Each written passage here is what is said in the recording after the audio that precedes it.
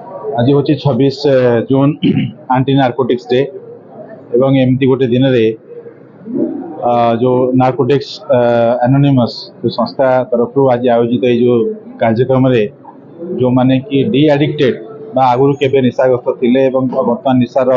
chopper मुक्त होइकी से साधारण जीवन यापन करमती गोटे कार्यक्रम जोग देछि एवं आज देखिकी बहुत बहुत उत्साहित लगुच खुशी भी लगुच जे जो जिनसा को साधारण भाव लोक मैंने भावती असंभव कथा जी थे निशार कबल पड़ला से मुक्ति पाइपर ना ताकू मैंने भूल प्रमाणित करने कि भाव में परस्पर सहित गोटे जोगाजोग रही आगामी जो पीढ़ी मैंने अच्छा जो मैंने निशाग्रस्त अच्छा मुक्त करवा आगामी पीढ़ी को किभली भाव में बंचेबा ये सब कम लगी बहुत बड़ गोटे सामाजिक गोटे गोटे आध्यात्मिक कम कहले अत्युक्त हम ना समाज रे आज जो भाई भाव में निशार गोटे प्रबलता बढ़ी एवं निशाग्रस्त केवल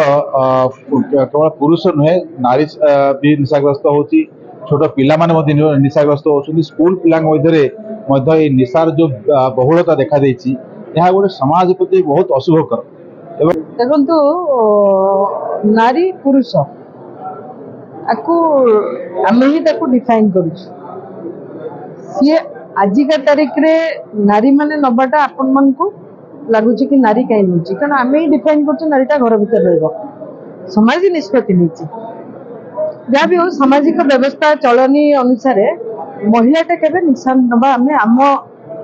जेजे आई एम समय आम जहाँ देखिक आम के देखी ना आमको थंडा टे अफिम टे आम आई जेजेमा नवा आम जानी किंतु आजिका तारीख रे आपण सिगरेट ना रे स्मोक करवा ये बहुत ही खराब प्रभाव आम देश उपर पड़ुची जार कारण हूँ कि आमको धीरे धीरे पाश्चात्यता आमको ग्रासीवा लगी एवं ग्लोबलाइजेशन ना रे आम मॉडर्नाइजेशन को एडप्ट करने हेतु ये मॉडर्नाइजेशन